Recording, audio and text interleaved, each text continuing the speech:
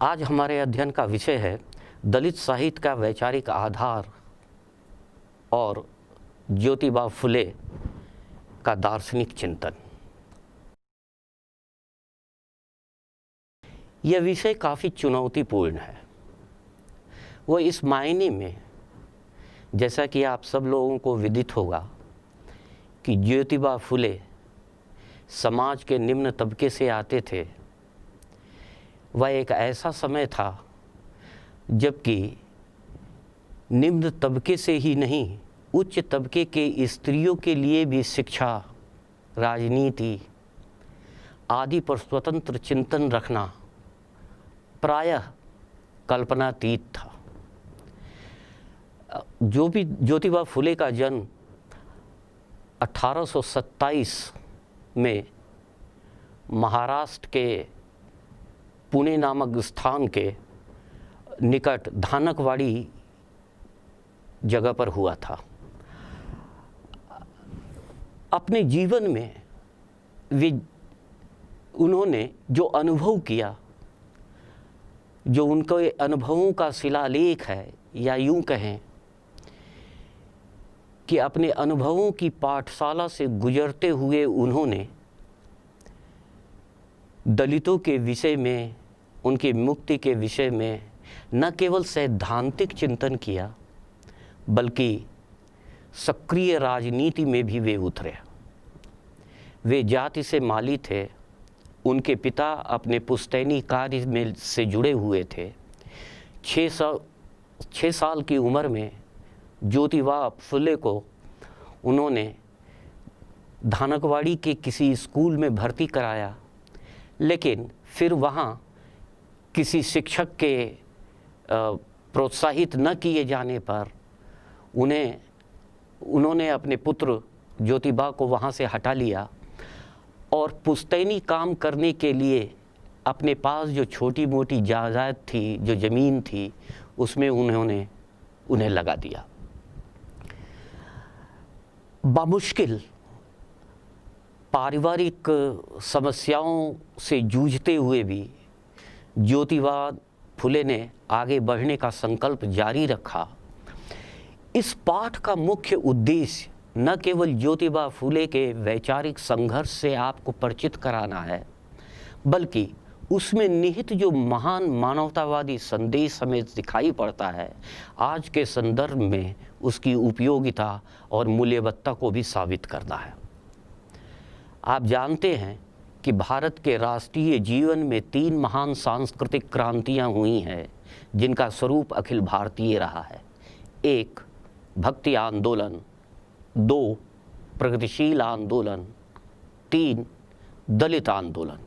ये सभी सांस्कृतिक आंदोलन अपने समय और समाज के संकीर्ण भेदभाव, रूढ़िबद्धता एवं सामाजिक चुनौतियों से एक प्रतिक्रिया के स्वरूप में सामने आया था। इसलिए उनका चरित्र पूर्ण रूप से लोकवादी भी रहा है।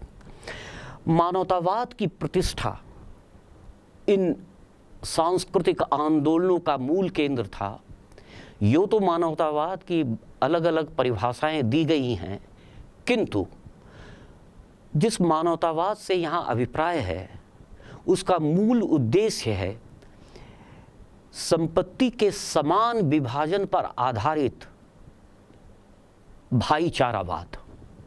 फुले अपनी सोच और अपने सिद्धांत दोनों में ही असहमति और विद्रोह को लेकर सामने आए थे। उनकी एक सर्वाधिक प्रमुख किताब है गुलामगिरी। इसमें उन्होंने गुलामी के हर स्वरूप का विरोध किया। गुलामी के कई स्तर हो सकते हैं। सीधे सीधे किसी व्यक्ति को बलपूर्वक अपने अधीन कर लेना गुलामी का सबसे स्थूल रूप है, लेकिन विचारों के स्तर पर किसी को गुलाम बनाकर उसे अपनी बात प्रश्नातीत तरीके से मानने के लिए सहर्ष स्वीकार करा देना, ये बेहद कठिन बात होती है। यह एक मानसिक दास्ता, मानसिक गुलामी है, जिसके बारे में प्लेटो कहते थे कि मानसिक दास्ता की चरम अवस्था में गुलाम अपने जंजीरों से ही प्यार करने लगता है। फुले के सामने यह एक बहुत बड़ी चुनौती थी। भारतीय धर्मशास्त्रों के वैदिक विधानों में निहित जो असमतामूलक विभेदपरक विचारधारा है, उससे उनकी घोर असहमति थी और वह यह मानते थे कि न केवल दलित वर्ग के लिए, समाज के पिछड़े तबके के लिए, जिसे आज के शब्दावली में, समाजशास्त्र की शब्दावली में सबल्टर्न क्लास कहते हैं, उनके लिए यह जरूरी है कि वे अपनी मानसिक दास्ता से मुक्त हों, बल्कि एक व्यापक स्तर पर सामाजिक विकास के लिए भी उससे मुक्ति परम जरूरी है। यह अकारण नहीं है कि जब जो बाबा साहेब अम्बेडकर थे, उन्होंने एक बड़ी प्रमुख किताब लिखी, आप लोगों ने उसे पढ़ा होगा, मुझे भी उसे देखने का मौका मिला है। उस किताब का नाम है हु वेयर द शूद्रास, यानी शूद्र कौन थे। इस पुस्तक को उन्होंने ज्योतिबा फुले को समर्पित किया है और लिखा है कि मेरे 3 गुरु हैं, बुद्ध, कबीर और उसके बाद ज्योतिबा फुले। निश्चय ही फुले इस सम्मान के अधिकारी थे। दरअसल दलित साहित्य को वैचारिक आधार दलित जीवन के राजनीतिक आंदोलन और व्यावहारिक अनुभवों से मिला। आप जानते हैं कि 1854 में केरल में नारायण गुरु हुए थे। उन्होंने वे समाज के पिछड़ी जाति से आते थे, हम्बल क्लास से आते थे। उन्होंने सवर्णों के विरुद्ध मंदिर में प्रवेश करने के को लेकर आंदोलन चलाया। न केवल इतना ही, बल्कि उन्होंने तथाकथित रूप से, मैं तथाकथित रूप से इसलिए कह रहा हूं कि शूद्र कोई आर्थिक कैटेगरी नहीं है। यह समाज के द्वारा दिया गया, समाज के एक वर्ग के द्वारा दिया गया एक संज्ञा भर है। उसके पीछे एक अवमानना परक, एक निषेधात्मक भावना है। तो ज्योतिबा फुले ने जो ये थे केरल के नारायण गुरु थे, उन्होंने पिछड़े तबकों के लिए न केवल मंदिर बनवाए, राजनीतिक आंदोलन किया और उनके मंदिर प्रवेश के लिए गहन राजनीतिक प्रेरणा शक्ति के रूप में उभरे थे। इसके साथ साथ आप जानते हैं कि 1879 से लेकर 1973 तक के दरमियान केरल में, क्षमा करेंगे, तमिलनाडु में रामास्वामी नायकर हुए थे। ये जाति से चरवाहा थे, समाज के पिछले तबके से आते थे। उन्होंने वेदों की सत्ता को अपरुषेय नहीं माना, यानी वेदों को उन्होंने किसी मनुष्य के द्वारा रची हुई रचना न मानने की जो प्रवृत्ति आदिकाल से रही है, आदिकाल से मेरा मतलब है बहुत प्राचीन समय से, उसे उन्होंने अस्वीकार किया और उसे मनुष्यकृत विधान माना।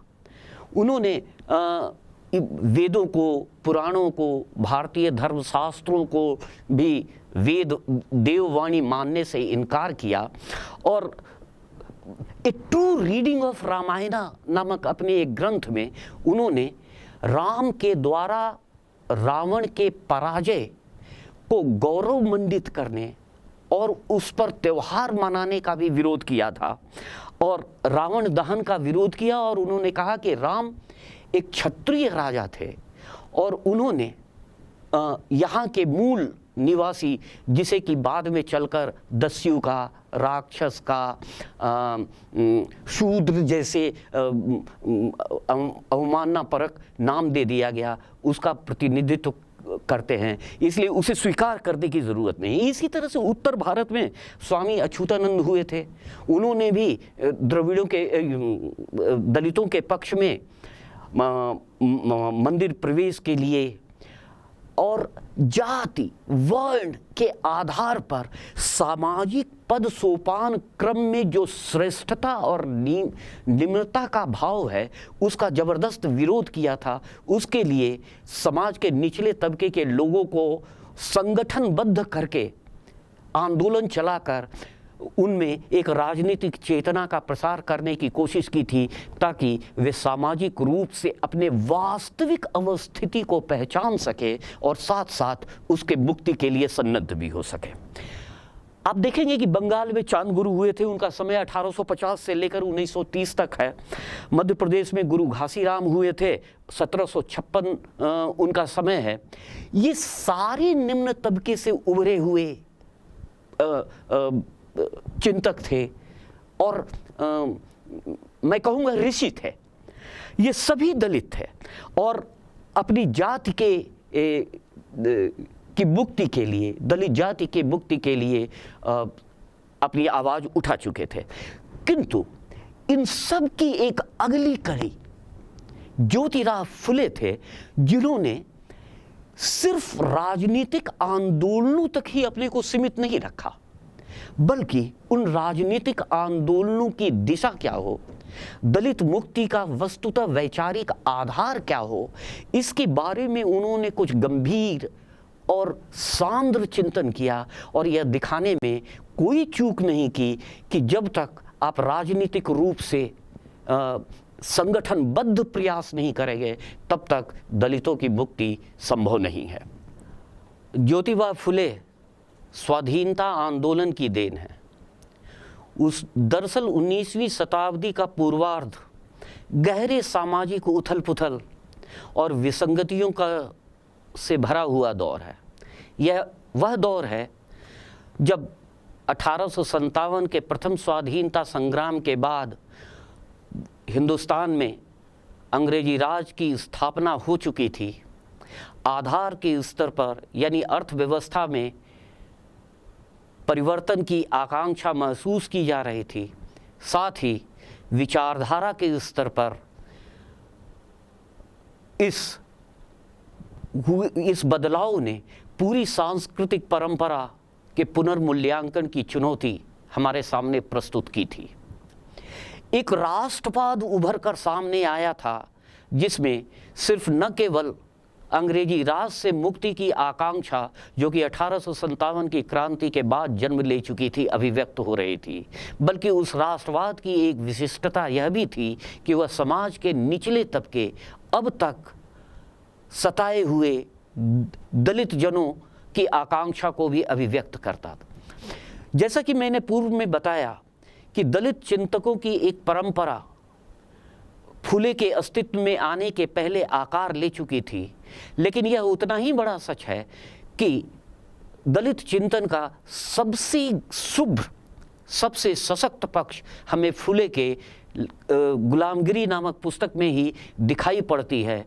न केवल सोच के स्तर पर बल्कि व्यवहार के स्तर पर भी दलित जीवन के अनुभवों, या यूं कहें कि तिक्त अनुभवों को आधार बनाकर उन्होंने कुछ सैद्धांतिक स्थापनाएं सामने रखी और इस आधार पर उन्होंने यह निष्कर्ष निकाला कि बिना संगठित हुए दलितों की मुक्ति संभव नहीं है। यही वह बात है, यही वह आधार भूमि है, यही वह वैचारिक पूर्व संकल्पना है जो दलित साहित्य का आगे चलकर प्रेरणा स्रोत भी बना। देखें आप, फुले की विचारधारा के 3 प्रमुख स्रोत हैं। पहला, फ्रांसीसी राज्य क्रांति के वसूल और अमेरिका के अश्वेत आंदोलन की उपलब्धियां। दूसरा, भारत का जाति वर्ण व्यवस्था। और तीसरा, स्वयं महाराष्ट्र की समृद्ध काव्य और कविता की परंपरा, साहित्य की समृद्ध विरासत। फुले ने गुलामगिरी में ही नहीं, अपने लेखों और तमाम राजनीतिक भाषणों में पेशवाओं के शासनकाल के दौरान दलितों के ऊपर किए जाने वाले अत्याचार का बड़ा हृदय विदारक, मार्मिक और सत्य चित्रण प्रस्तुत किया है। उन्होंने अपने मित्र तुकाराम तात्या पोडवाल की एक पुस्तक जाति भेद विवेकसार, जो कि 1865 में लिखी गई थी, इस पुस्तक के दूसरे संस्करण की भूमिका में उन्होंने बताया कि जाति प्रथा सिर्फ एक आर्थिक अवस्था ही नहीं है,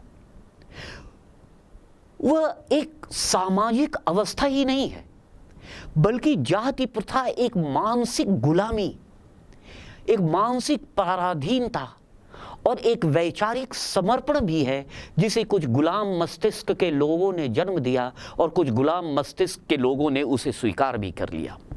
फुले ने 1869 में ब्राह्मणों की चालाकी नामक एक पुस्तिका लिखी, जिसमें उन्होंने पोवाड़ा यानी गीत शैली में ब्राह्मणों के वेदों के द्वारा के मार्फत दोहराए जाने वाले विशेषाधिकारों के ऊपर कटु व्यंग किया। 1872 में उनकी किताब गुलामगिरी सामने आई। 1887 में मंगला गाथा यानी विवाह का पूजा का तरीका क्या हो, वह लिखा। और यह मंगला गाथा पौराणिक और धर्मशास्त्रीय वैवाहिक मंगल सूत्रों से भिन्न थी। इसमें उन्होंने बड़े व्यंग्यात्मक तरीके से और छंदोबद्ध लहजे में विवाह के वेद विहित, शास्त्रानुमोदित एवं परंपरा के द्वारा परिभाषित उन विधानों का सक्रिय विरोध किया, जो कि बाद में चलकर एक तरह के सांस्कारिकता में, एक तरह से मानसिक गुलामी के रूप में बदल चुकी और दलितों के विकास में आड़े भी आई। उन्होंने सत्यशोधक समाज की स्थापना की। नाम से ही विदित है कि यह समाज पर्दे के पीछे छिपी हुई हकीकत या सभा, सत्यशोधक समाज एक संस्था थी जो कि पर्दे के पीछे छिपी हुई हकीकत को सामने लाने का दावा करती थी और किया भी। उसमें उन्होंने बताने की कोशिश की कि हर धार्मिक कृत्य के पीछे मूल रूप से पैसा कमाने की प्रवृत्ति निहित होती है। जैसे जन्म से लेकर मृत्युपरांत तक कोई भी कर्मकांड हो, उसमें समाज के एक खास वर्ग को दक्षिणा दें, दान दें। जैसे जन्मोत्सव पर पूजा पाठ का विधान करें, तो पुरोहिती संस्कृति को उससे बल मिलता है। चाहे वैवाहिक संस्कार हो, जनेऊ धारण करने का संस्कार हो, नया मकान बनाएं, गृह प्रवेश हो, पूजा पाठ कराएं, तो उसमें दान दक्षिणा हो। फिर पुत्री की विवाह की विदाई के समय पुरोहिताई संस्कृति के अनुसार दान दक्षिणा दिया जाए। मृत्यु के बाद भी एक तरह के भोजन का प्रावधान 21 ब्राह्मणों को, 22 ब्राह्मणों को, 51 ब्राह्मणों को, जैसी आर्थिक स्थिति हो उस हिसाब से दान दक्षिणा देकर इन कर्मकांडों को पूरा करना। यानी फुले ये देख रहे थे कि समाज का एक तबका कैसे बहुसंख्यक समाज के अज्ञानता का फायदा उठाकर हर मांगलिक कार्यों को एक धार्मिक रूप देकर उससे मुनाफा और पैसा कमाने का जरिया वो बनाता चला जा रहा है। और इसके साथ साथ एक चीज और स्पष्ट थी, इसके साथ अज्ञान का जो एक गहरा पक्ष जुड़ा हुआ था, इसकी ओर भी उन्होंने सत्यशोधक समाज के द्वारा संगठित व्याख्यानों और प्रवचनों में उन्होंने ध्यान आकर्षित किया। जैसे अगर किसी को क्षय रोग हो, कोई बहुत बुखार से पीड़ित हो, तो वैसी स्थिति में किसी पुरोहित को बुलाकर और किसी मंत्र का जाप, किसी ईश्वर के सत्ता की प्रार्थना, बजाय इसके कि उसे किसी चिकित्सक के पास ले जाए, उसे किसी चिकित्सा प्रणाली के सुपुर्द करें, उसे किसी धार्मिक व्यक्ति के पास ले जाना उसकी हत्या करने के समान है।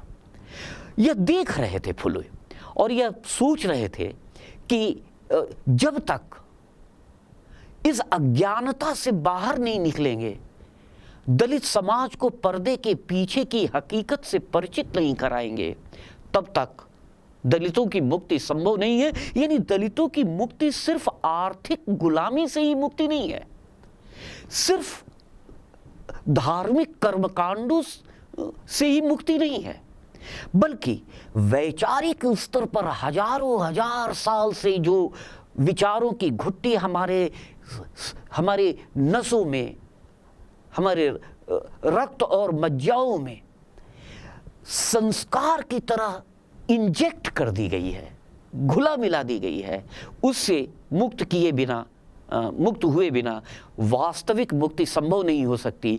इसलिए फुले ने काफी जोर देकर दलित शिक्षा पर बल दिया और खास तौर से स्त्री शिक्षा को भी उन्होंने अपना आधार बनाया।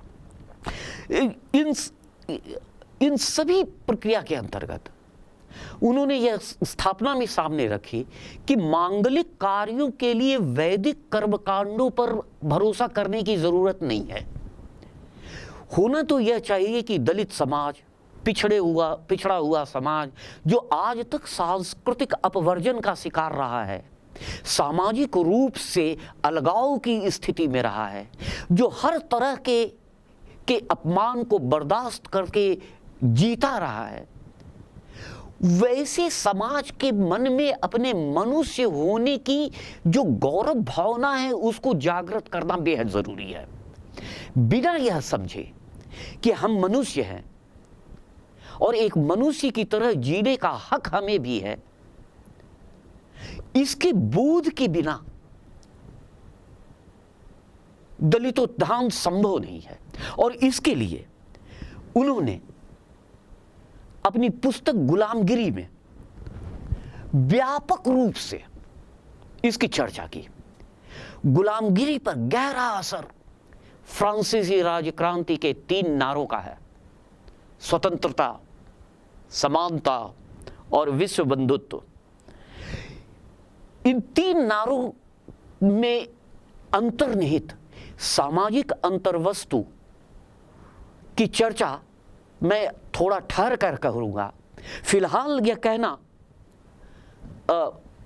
प्रासंगिक होगा कि ज्योतिबा फुले पहले व्यक्ति थे जिन्होंने फ्रांसीसी राज्य क्रांति के इन उसूलों में निहित महान मानवतावादी आदर्शों और विचारधारा से दलित समाज को परिचित कराया। यह पूरी पुस्तक 16 अध्यायों में विभाजित है और प्रश्नोत्तरी शैली में लिखी गई है।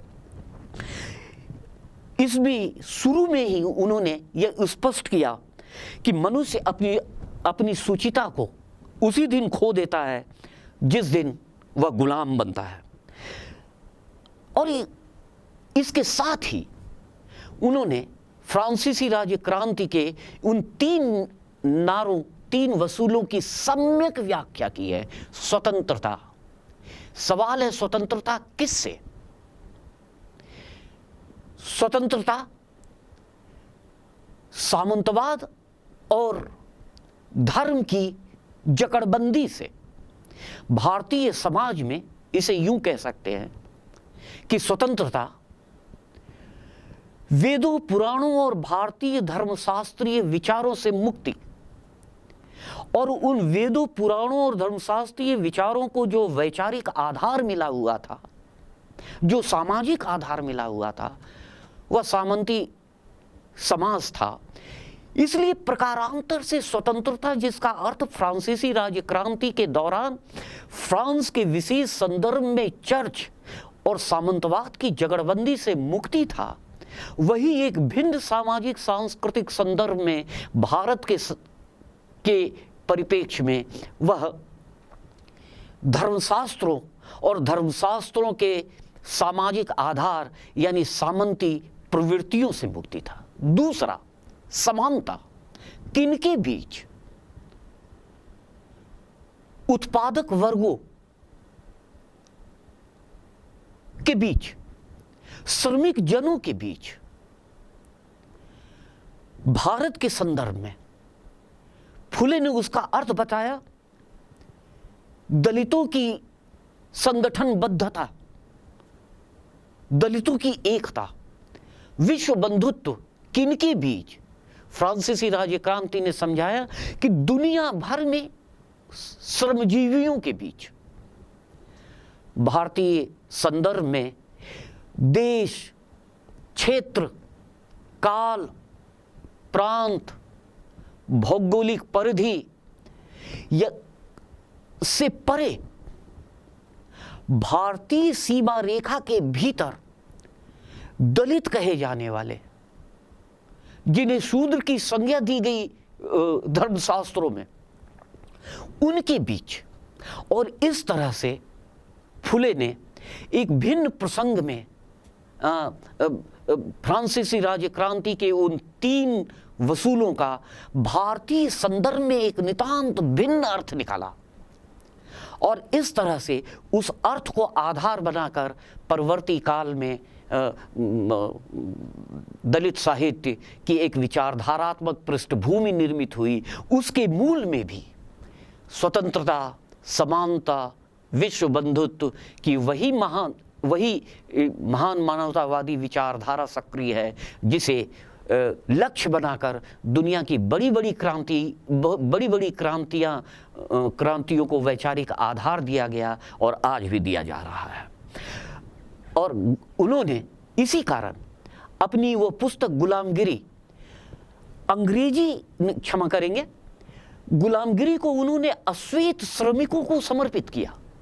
ये अश्वेत श्रमिक जो गोरे लोगों, अमेरिकी सामंतों या उनके खानों पर, उनके खेतों पर जो काम करने वाले काले मजदूर थे और जो नस्ल भेद के आधार पर सबजुगेटेड थे, उत्पीड़ित थे, जिन्हें एक इंफीरियर रेस या अल्प विकसित प्रजाति मानकर उन पर गौरांग प्रभु अपने श्रेष्ठ होने का दावा प्रस्तुत करते थे, उन्हें समर्पित किया। और फुले ने यह महसूस किया कि जो पीड़ा, जो दर्द, जो उत्पीड़न और सांस्कृतिक बहिष्कार की अवमानना परक निषेधात्मकता अमेरिका के निग्रो लोगों के मन में है, काले लोगों के मन में है, कुछ उसी तरह की अवधारणात्मक, उसी तरह की सहानुभूति हिंदुस्तान के आपसी जो दलित लोग हैं उनके बीच भी है। और देश कालगत भिन्नता के बावजूद सांस्कृतिक सार तत्व में, विचारधारात्मक सार तत्व में एक रूपता होने के कारण फुले ने अपनी पुस्तक काले लोगों के संघर्षशील जीवन को समर्पित किया था। जैसा कि मैंने आपको बताया कि फुले ने पर्दे के पीछे के हकीकत को उद्घाटित करने की कोशिश की और इस प्रक्रिया में उन्होंने सुदूर काले लोगों के साथ भी अपना सहसंबंध महसूस किया। फुले ने एक घोषणा पत्र निकाला, ब्रह्म अदपदायत, जिसका कि अर्थ ही होता है ब्राह्मण धर्म के पर्दे के पीछे।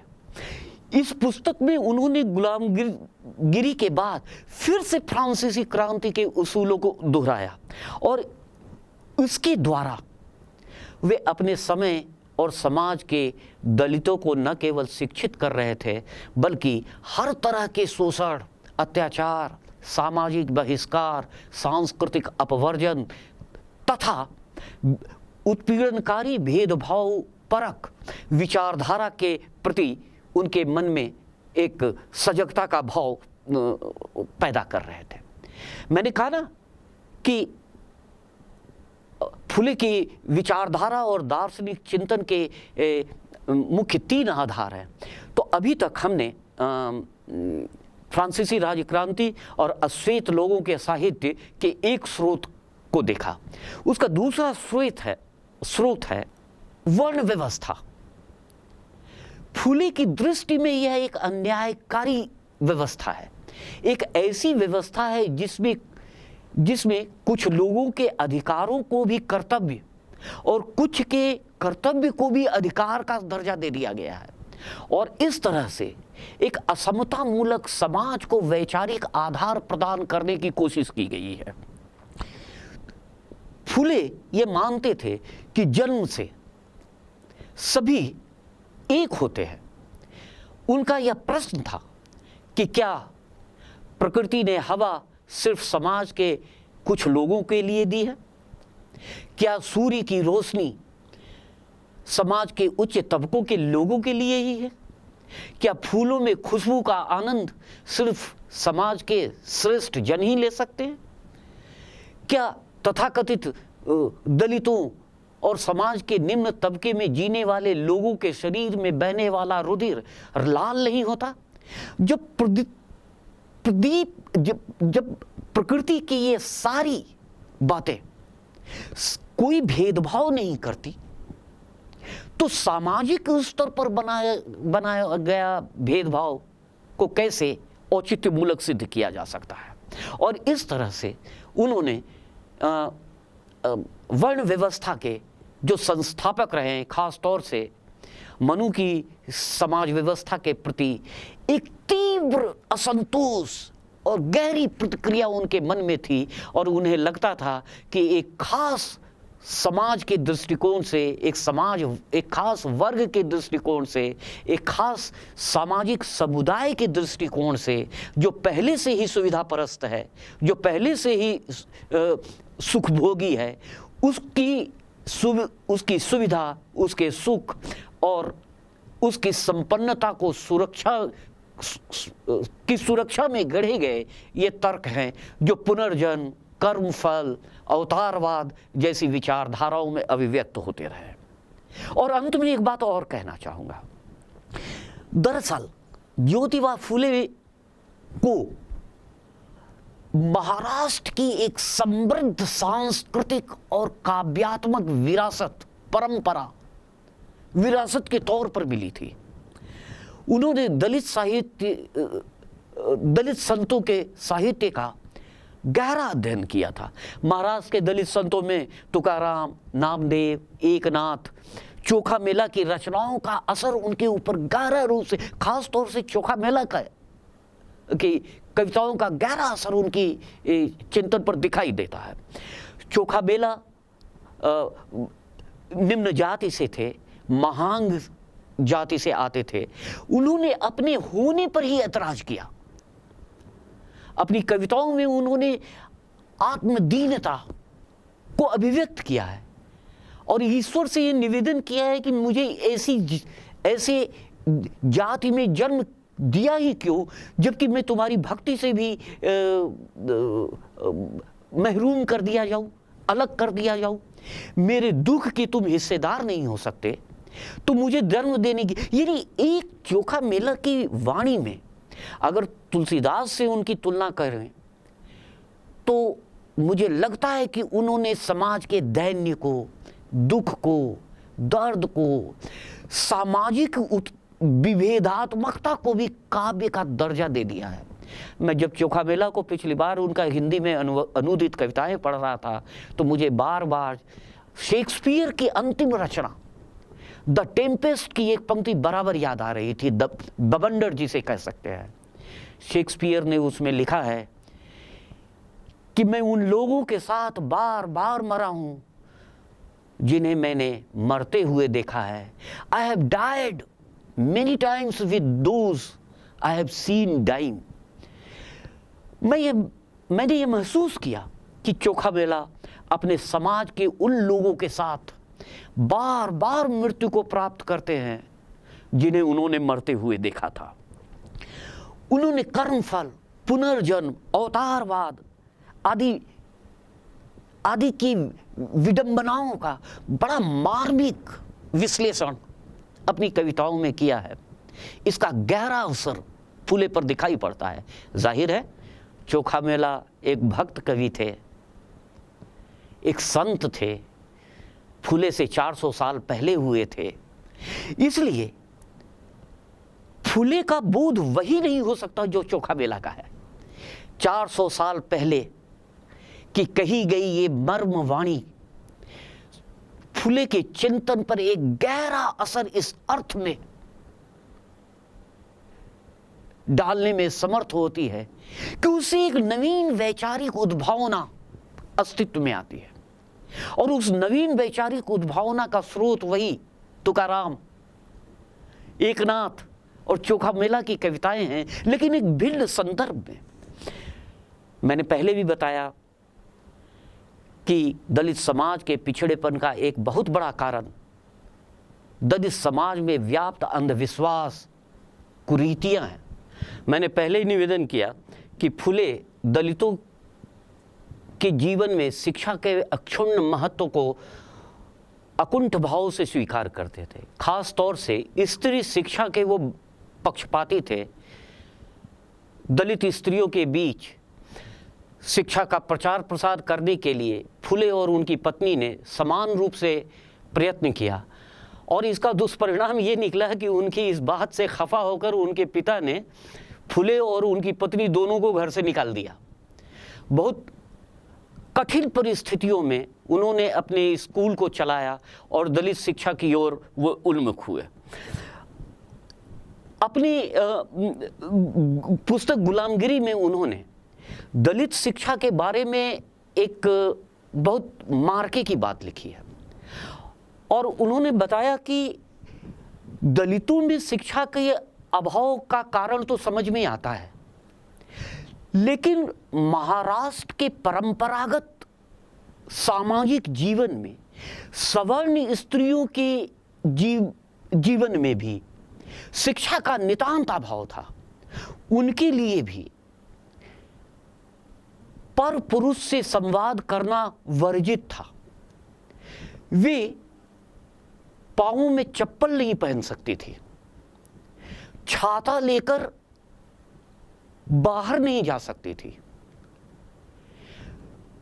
उच्च वर्णों की स्त्रियों में भी समाज शिक्षा के अभाव का आलम यह था कि वह कोई स्त्री अपने पति के साथ घर से बाहर नहीं निकल सकती थी, उसके साथ बैठकर खाना नहीं खा सकती थी। ऐसी परिस्थिति में आप सहज कल्पना कर सकते हैं कि दलितों के बीच शिक्षा की कितनी कमी होगी, और खास तौर से स्त्रियों की स्थिति क्या हो सकती है। उन्होंने इसके लिए भारतीय वैवाहिक संस्था को जिम्मेदार बताया और कहा कि हमें यानी दलितों को हर उन वैदिक आचार संहिताओं, परंपरानुमोदित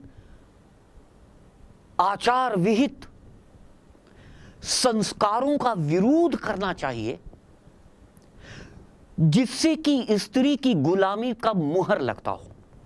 और इस तरह से फुलों ने मंगलाष्टक नाम का एक दलितों के बीच शादी कराने वाला नया मंत्र ही रचा, और उसमें एक मंत्र का अभिप्राय यह है कि मैंने आज तक अपने समाज में स्त्रियों की गुलामी ही देखी है, उसकी स्वतंत्रता को कभी नहीं देखा, इसलिए मैं अपनी पत्नी की स्वतंत्रता की गारंटी देता हूं। और इसी तरह से सत्यशोधक समाज, दलितोद्धार का वह पहला शैक्षिक और सांस्कृतिक आंदोलन हमारे रूप में सामने आया। कहने की जरूरत नहीं कि जब तुलसीराम ने अपनी आत्मकथा मुर्दैया लिखी थी, दूसरा भाग मणिकर्णिका भी प्रकाशित होकर सामने आई। आप लोगों ने उसे जरूर पढ़ा था, मुझे भी उसे पढ़ने का मौका मिला। उस पुस्तक में बहुत ही बेबाक तरीके से लेखक ने स्वयं दलित जीवन में व्याप्त अंधविश्वासों, भूत प्रेत, तंत्र मंत्र, टोना टोटका आदि की भूमिका को स्वीकार किया है। और उन्होंने यह लिखा है कि बहुत कुछ दलित जीवन का जो संस्कार है, जो पिछड़ा हुआ संस्कार है, वह दलित जीवन के पिछड़ेपन का कारण भी है। निश्चित तौर से इस चीज़ की शुरुआत फुले कर चुके थे। उसका उद्देश्य धार्मिक कर्मकांडों के साथ दलित समाज को हस्तरेखा, भाग्य रेखा, भविष्योक्ति, तंत्र मंत्र, जादू टोना, इन सब का विरोध करना था और इस तरह से एक वैज्ञानिक सोच के साथ साथ एक भाईचारा, एक विश्व बंधुत्व की भावना को विकसित करना था, जो बाद में चलकर दलित साहित्य के वैचारिक आधार और उसके संवेदनात्मक परिवर्तन के एक भिन्न समानांतर सांस्कृतिक सोच के अलग अलग और नए नए केंद्र भी बने और आज भी उनका प्रभाव आप दलित साहित्य पर देख सकते हैं।